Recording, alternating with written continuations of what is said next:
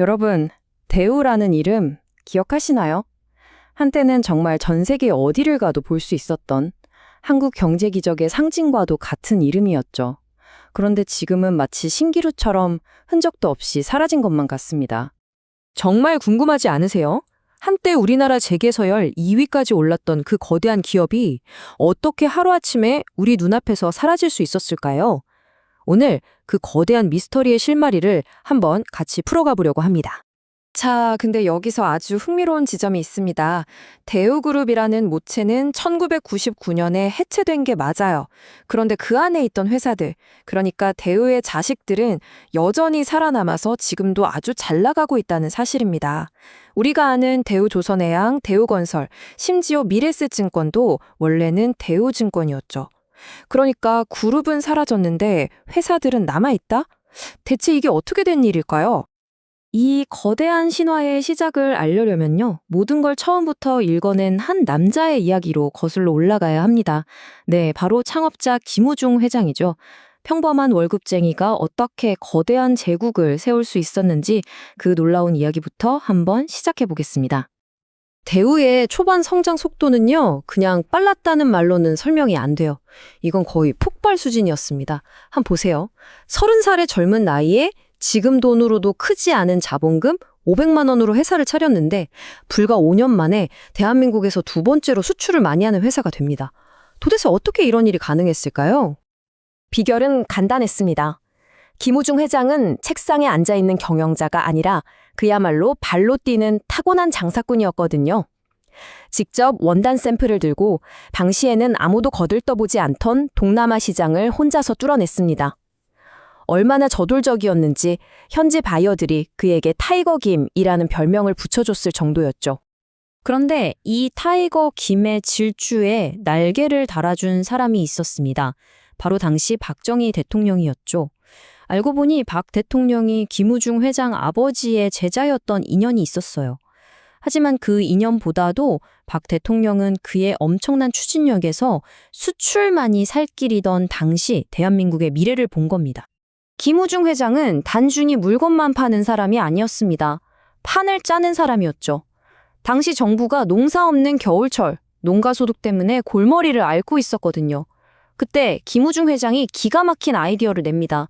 농가에 뜨개질 기계를 놔주고 일감을 주자는 거였죠. 결과는요? 대성공이었습니다.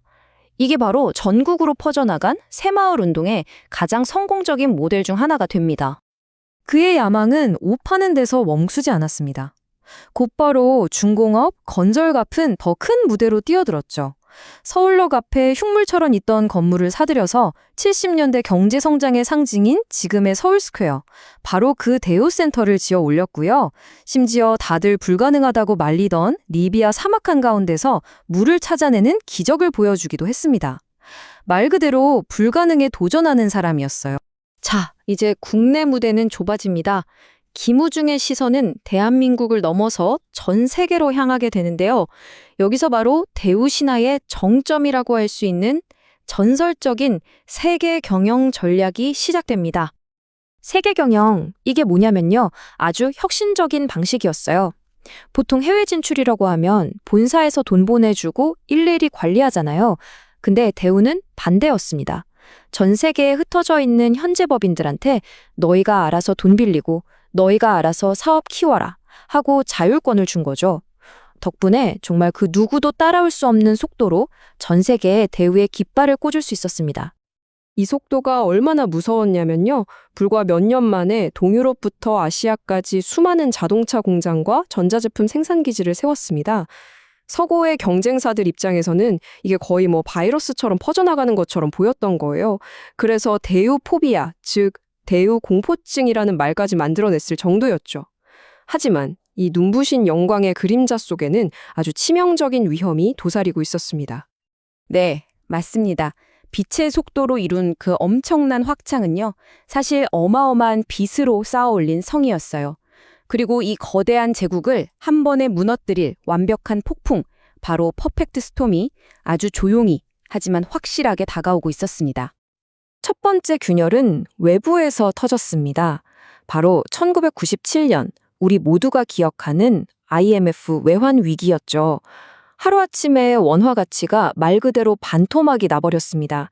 달러당 900원 하던 환율이 순식간에 1,800원까지 치솟았으니까요. 이게 왜 치명적이었냐고요?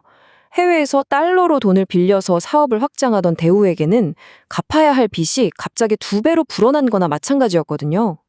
바로 이 지점에서 대우의 가장 큰 강점이 최악의 약점으로 돌변합니다.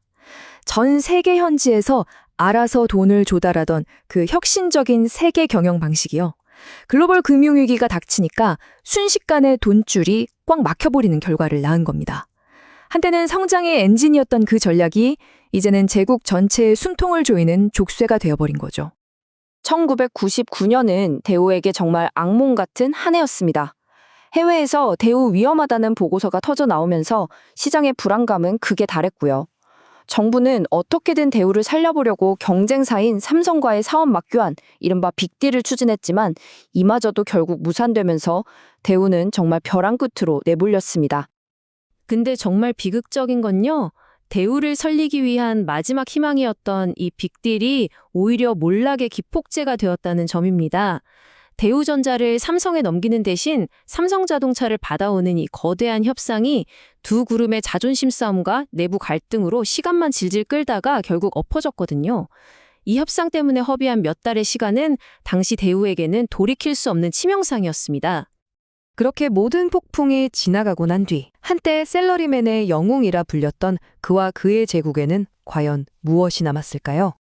김우중 회장에 대한 평가는요, 정말 빛과 그림자처럼 극명하게 갈립니다. 한쪽에서는 세계는 넓고 할 일은 많다고 외치며 우리에게 꿈과 용기를 준 세계화의 선구자였다고 평가하고요. 다른 한쪽에서는 대한민국 역사상 가장 큰 규모의 부도를 낸 장본인으로서 과도한 야망이 부른 실패의 상징으로 평가하기도 합니다. 하지만 그가 남긴 회사들은 지금도 대한민국 산업의 중요한 축을 담당하고 있죠.